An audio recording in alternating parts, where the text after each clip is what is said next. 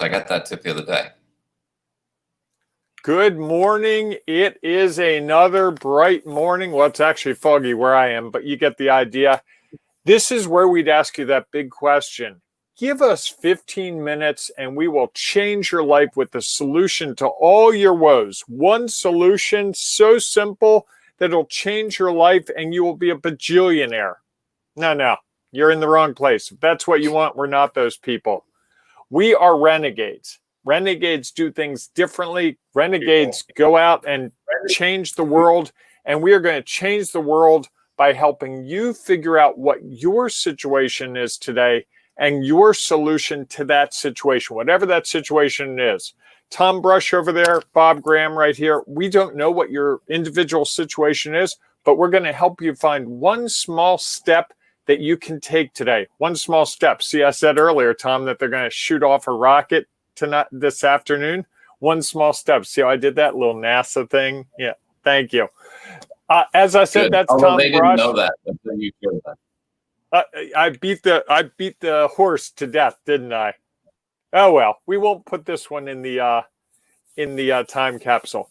So our goal here today is to talk through a situation, and the situation we're talking through this week is confronting risks.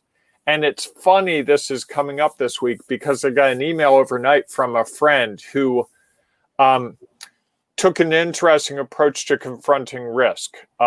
Economic situations weren't marvelous for this person, and they lashed out at me with an email. And this happens. I've done this in phone calls. I've been passive aggressive. I totally get it. But the challenge is, and I think in this situation, it was someone who's dealing with the economic uncertainty and the need to look at business in different ways. And that's difficult. I can speak to that personally. You can speak to that personally. And probably everyone who is paying attention to us right now can speak to that personally. This is a time where certainty about where you're going to make your money probably is less clear than ever before, and that causes frustration, worry, upset, outrage, lashing out, you name it. I've done them all. So I know the answer, and I think that's what we're really talking about, Tom, when we talk about confronting risk is how do you deal with some of these worrisome aspects of reality? Yeah, well, I think that's the key is how do you deal with them? I think there are lots of ways to deal with the risk that you have. Well, to deal with things. And the challenge is how much risk are you willing to take? So that person could have called you and had a conversation. They could have sent you an email that was just fact, not emotion. Or they could have done what they've done. And so with each of those, they had to weigh what is the risk involved in doing this. And I would tend to believe that the one they chose has the biggest risk. Now, maybe it has the biggest reward because maybe it'll get somebody's attention. And it also could have the biggest risk because you might completely alienate someone that way. And I think what the issue I'm trying to talk about without talking about, which is never easy, because I haven't talked to this person about it, and I don't know if they're paying attention to this. If they are, it'd make that discussion even more awkward. A little more risk involved. But I think what frustrated me was that it was a different approach to me than I was accustomed to. So it made me, rather than make me say, how can I help? My reaction was, oh, I'm sorry. I misunderstood our relationship, which is not what we want. Right. Because we work constantly building. Apparently, we build relationships better than technology, in my case, hopefully. And we build relationships with people, and it's funny how one little shift can do so much damage. in a split second. I mean, it is just staggering to me that I started to read this, and within 5 seconds starting to read it, I was like, oh, I miscalculated everything with this person. Everything. Well, I think that, that becomes the challenges of, and I think also one of the risks that we take with email, because I think email is not, anybody can read anything they want to. They can put whatever emotion, inflection, whatever the case they might have within an email. So you don't know, are they screaming this? Are they just stating it? And they're just stating it. I mean, the number of times that I've had people confused with emails that you've sent, and the tone of those emails is, countless. And I think it's a matter of how do we then approach it, because I think you're right.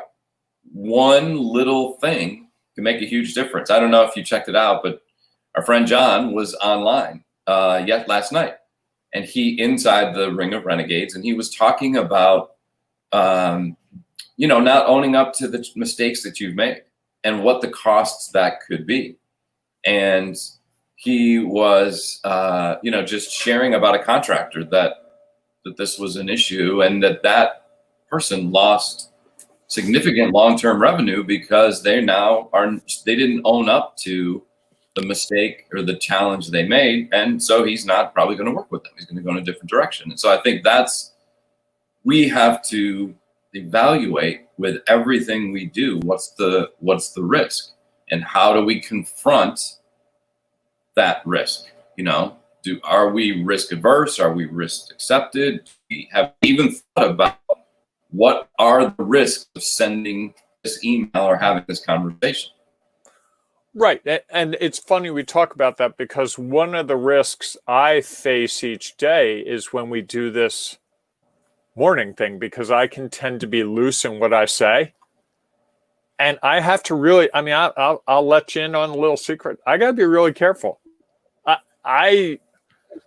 I've got to draw a line, and I've got to be careful because I can exceed the risk. And I know what the risk is. I know where the mistake is. So I know where the line is. And I think that's part of it, right? Is knowing what the line is and where you can manipulate things. And with you, when we're just talking through things, I can let my guard down and just be like, you know what, Tom? I'm a knucklehead. I can't do that when we're in a professional setting as easily. Although sometimes.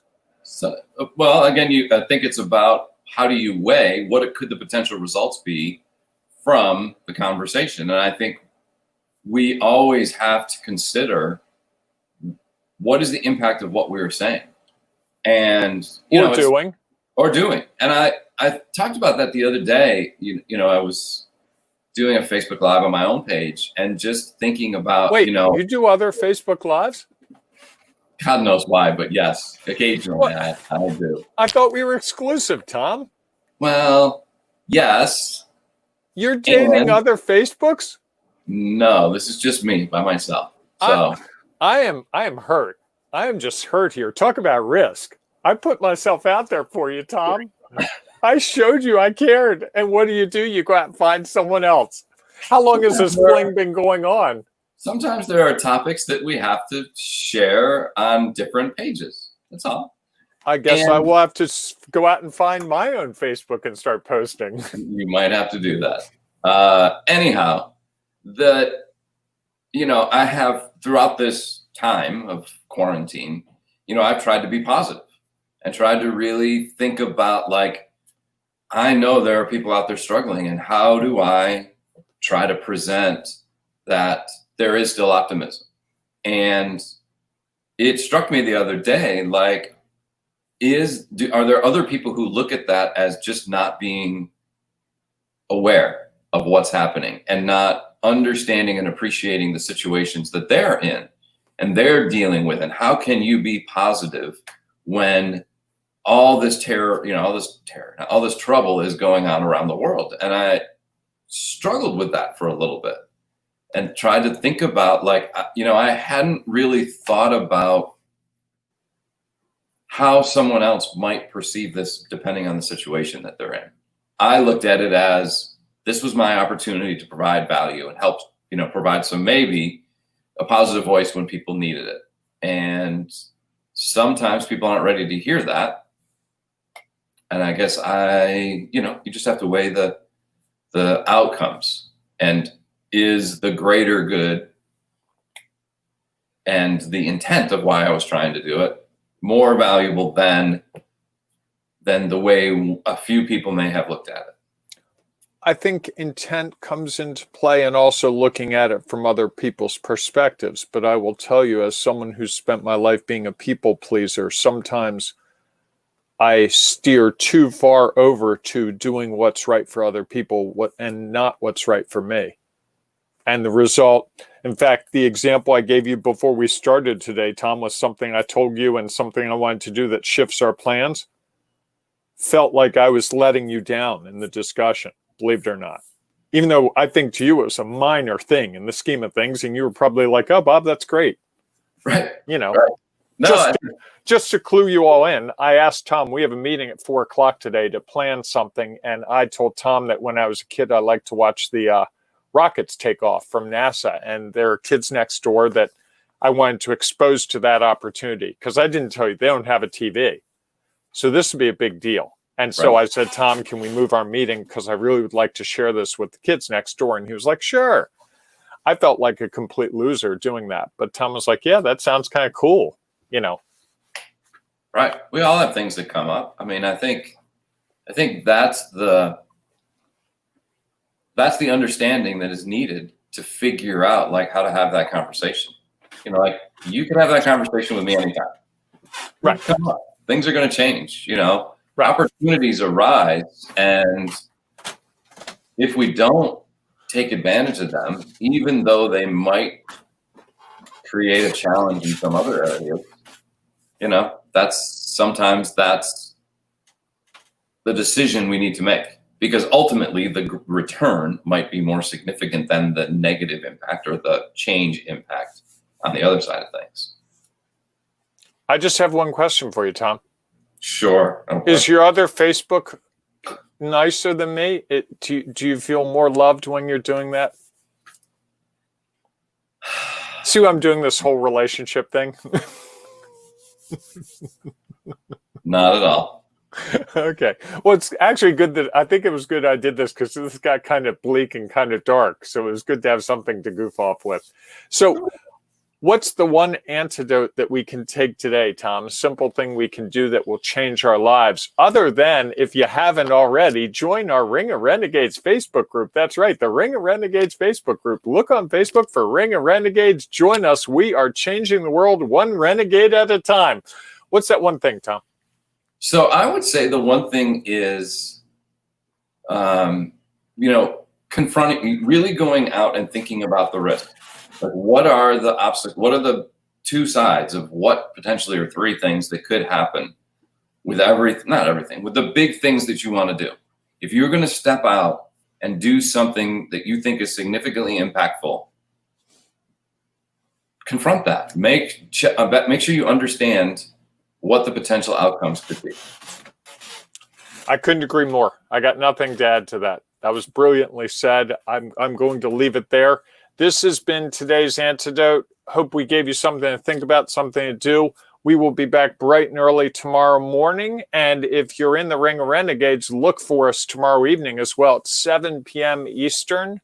We will be talking about, how would you put it, Tom? What's the best way to describe it? We're going to be talking about moving forward. Moving forward. That's right. And some strategies for moving forward in a more precise, organized, planned out way. Absolutely. There you go. Thanks, everyone. See you tomorrow. Bye-bye. Have a great day.